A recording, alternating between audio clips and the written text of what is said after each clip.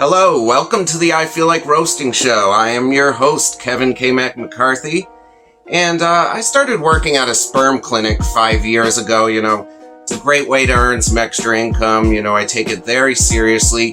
You can do it up to 2 times a week, and before you give a sperm donation, you cannot have sex or masturbate for up to 24 hours beforehand. You absolutely cannot. So just the other day, the doctor came up to me and said, Kevin, you're, a great patient. We really appreciate you taking this job so seriously and always being here for your 2 donations a week. We really appreciate it, Kevin, but I think you're taking the no sex policy a little too strictly. It's been 5 years, Kevin. You can have sex now. You can have sex.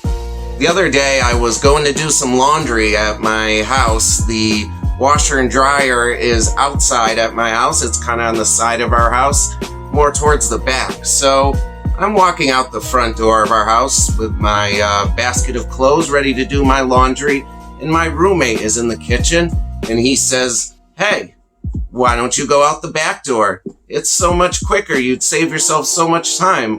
Why go all the way out the front door? That's crazy. And I said, no, it's not. My way's shorter. He said, how do you figure? And I said, because it's my way. It's shorter. It's my way. So I heard the other day that an Irish goodbye is when a person just leaves without saying goodbye to anybody. They just, slide out the back door without having to go around, say goodbyes, kisses on the cheeks, hugs. They just slip out, say goodbye to no one, but they leave the party or social gathering. And all I have to say to that is I just thought that was goodbye. So Notorious B.I.G. or Biggie Smalls got into the Rock and Roll Hall of Fame recently. And this caused a lot of controversy because fans thought bands like Judas Priest or Motorhead should get in there instead because they're true rock bands. And all I have to say to that is Aretha Franklin is in the Rock and Roll Hall of Fame. Do you ever remember Aretha Franklin, strumming a tasty lick on her guitar with a rock band at her side? Probably not. No, I don't think that's how R-E-S-P-E-C-T. Yeah, I don't think there was any band, any instruments, or there were probably instruments, but not a big rock band. So Biggie got into the Rock and Roll Hall of Fame with Whitney Houston. Another example of probably not a rocker at her core. Some people may consider her a rocker, but that's to each their own, I kind of consider her more of an R&B singer. I think she kind of perfected that lane. So if you did 30 seconds of research, people that are mad, you'd realize that the Rock and Roll Hall of Fame is just really the Music Hall of Fame. It's for any great musician who did great work throughout his career and deserves to be in the Rock and Roll Hall of Fame. Anyone could be in there. If it was just rock bands, they definitely have run out of rock bands by now, and somehow Sum 41 would be in the Rock and Roll Hall of Fame, and nobody wants that. So it's just the Music Hall of Fame. Just think of it as that. When you see Rock and Roll Hall of Fame, subtract rock and roll, put in Music Hall of Fame, and any great artist who gets in there, whether it's R&B, rap, whatever, whoever's the most deserving will get in there. I'm sure Judas Priest might get in at some point, but Biggie was he was deserving. I'm not going to get into the whole career, what he meant to hip-hop and all that, but just know that he was deserving. You may not like it or understand his music, but he is deserving to be in the Rock and Roll Hall of Fame. Just trust me on this one. Just trust me. So Eminem and Mac Miller dropped albums today at midnight. Eminem's was a surprise album. No one saw that coming. I did not see that coming at all. I mean, in an era where things leak so often, or social media stories get out, I'm surprised we didn't heard nothing about this at all. Eminem did a great job of keeping that in-house. I mean, he never goes out of his house, so I guess it's pretty easy in his case. So he dropped it. I mean, he dropped it on Mac Miller Day, which I don't know why he had to do that, but hey, they drop when they drop. I'm sure it's nothing, intentional to hurt anyone else's sales. That's just when they come out. But it gave us the chance to hear two great albums on one day. Like, I haven't been this excited for a Friday in quite a long time. When I woke up and saw not only Mac Miller was out, but Eminem is out, how much better of a day can that be? So quickly on Eminem's album first, Eminem has a song called Stepdad, in which he raps about how much he hates his stepdad and that he's gonna kill him, and he hates his stepdad. Eminem, you're almost 50. You are the stepdad. You're the stepdad now. You realize that, right? Haley should be writing songs about how much she hates you, not you writing songs about how much you hate your father. I mean, Haley doesn't want to listen to how much, dad hates grandpa. I mean, you're the stepdad now, Eminem. You're 50. Haley should be doing the hating of the parents. I feel like Eminem is getting into this, like, rap version of Blink-182, and, I mean, he's getting even worse than them, and that's saying something, because Blink-182 have literally been in high school for 30 years now. They, I don't know, messed with the system or something, but they haven't graduated in 30 years, so, and somehow Eminem is still, out old guying them, or whatever. But also, the thing you'll notice on this album, I know I did right away, is that it's great beats, incredible beats.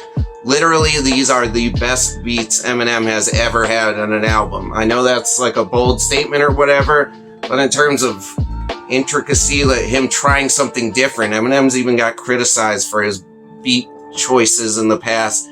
He's actually taking some risks on this album and trying something you wouldn't normally hear on an Eminem album. It's not those cookie cutter Eminem beats.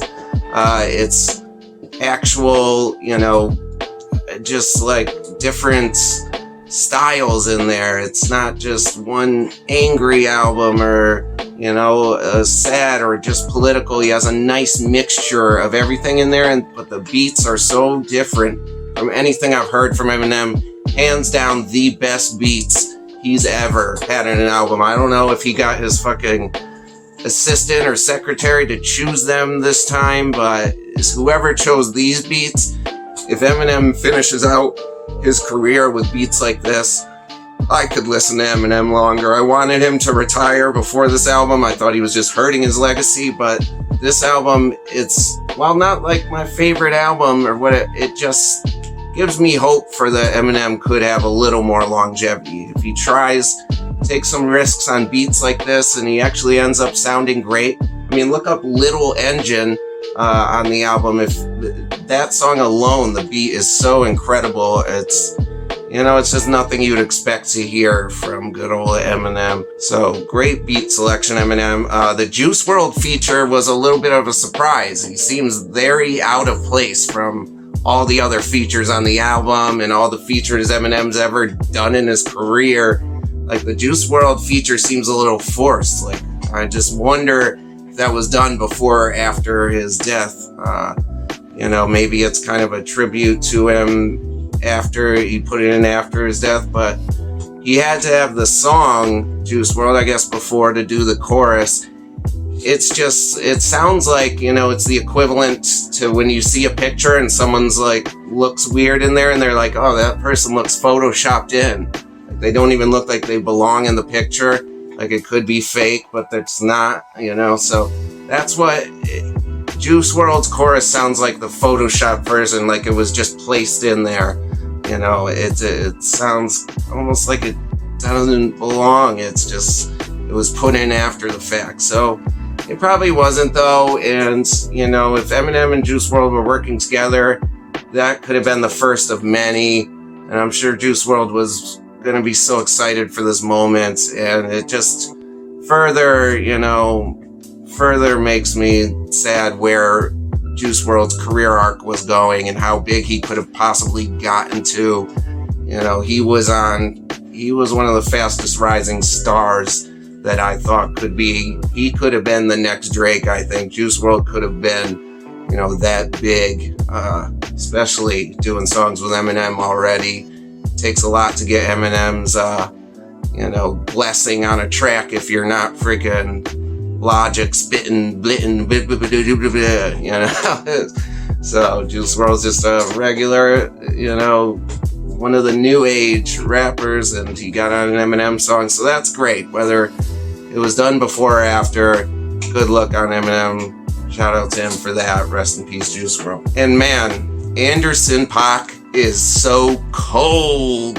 He is ice cold, man. Anderson .Paak is my favorite feature on the album by far.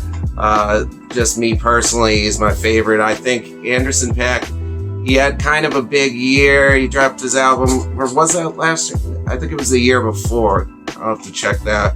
But, you know, it seems like he just hasn't, he's very big and everything, but it seems like he hasn't quite blown up, like gone over that next plateau. Like he's one level under where he should be.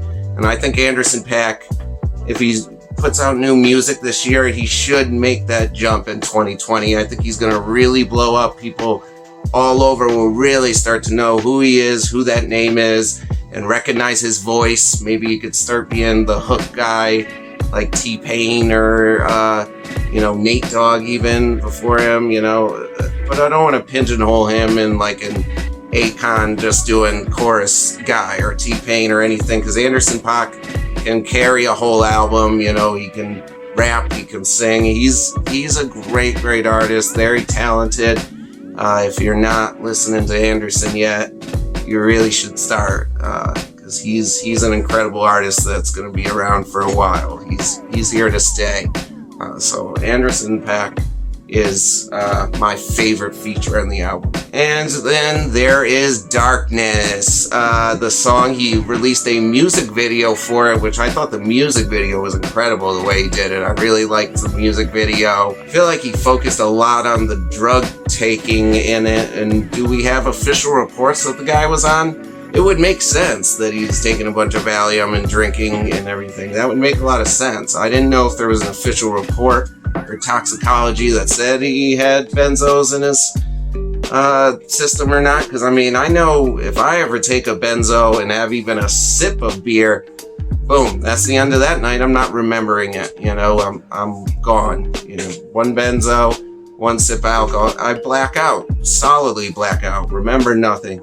So I don't know, maybe you build a tolerance, but I know if I'm mixing benzos and alcohol, I'm not going to remember that night. So maybe, you know, and you're going to be messed up as hell. I've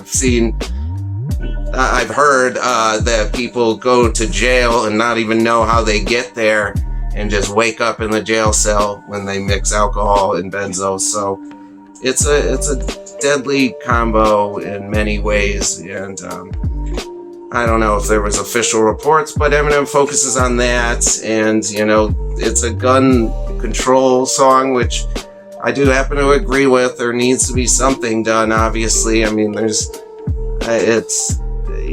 no way you're gonna like arm every kid in the school or whatever. Maybe if a teacher has one too, it would be a good idea, because it's gonna be tough to take people's guns away. It's gonna be impossible, but it's never gonna happen. But there needs to be some sort of gun control. I agree. So I'm, you know, at first I was mad with the woke Eminem, the older one, but what do we expect him to do? He can't just keep rapping about killing his mom. You know, look, I made fun of him for the Stepdad song 2 seconds ago. So he can't keep doing the same old stuff. He's got to start taking stances. You know, he's got to be that old guy, get out and vote guy, whatever. He cares more about the world now. So that's natural progression. So I'm not mad at it as much anymore, because I like what he's trying to do. At least he's using his platform to do something for good that he's passionate about. And whether you agree with it or not, I think it's pretty cool of him to do that, to try that. He put the link to the website, all sorts of things. So I think that's pretty cool. And I just think it's you know, it's creative as hell. It's such a space where the shooter, that's a tough space to enter. Like, do we really want to talk about that? You know, you're gonna piss someone off. There's no way you're not gonna piss someone off by talking about that, or almost get canceled. You say one wrong thing, you make one little slip up when talking about that, and you could be canceled forever. Maybe not Eminem. Maybe he's big enough that he's above that, but he probably definitely is. But it's tough to do that, and especially and you see how mad everyone got when Glasses Malone rapped as Tupac's killer. Like, Eminem raps as the Vegas shooter is a tough one to do, but he pulled it off. You know, and I personally loved it. I think it gave, you know, a glimpse into someone with depression and all those issues, how low you can really get, how bad you can really feel. Because I know those feelings, and it can get really bad. I've never been to that low, but I mean, it just, that should be a secondary issue on there, is mental health. It should have been not only gun control, but mental health control also, because that's what we need to really address, is, you know, people who are scared to say they have anxiety, depression, or just don't get the medication. That's, I think, more of a problem than anything, because, you know, then you're going to use the guns. If you don't have a problem, you know, you might have a gun and you never use it in that manner. But if you do have a mental health issue and you're not properly medicated, and now you have the guns, it's a whole nother issue. So I think the whole thing is a cool look into it. However, each person could take it however they want to take it, and feel however they want to feel. And that's what Eminem did. He laid it out there. This is art. I mean, it's an art form. You know, take it. He doesn't care. He's rich already. He's good. He's just doing, you know, things to help out society or get people talking and things. And I like it. And in his older age, taking chances, trying new things, getting creative. This was creative as fuck. This whole album felt creative, with the beat selection being so crazy and different.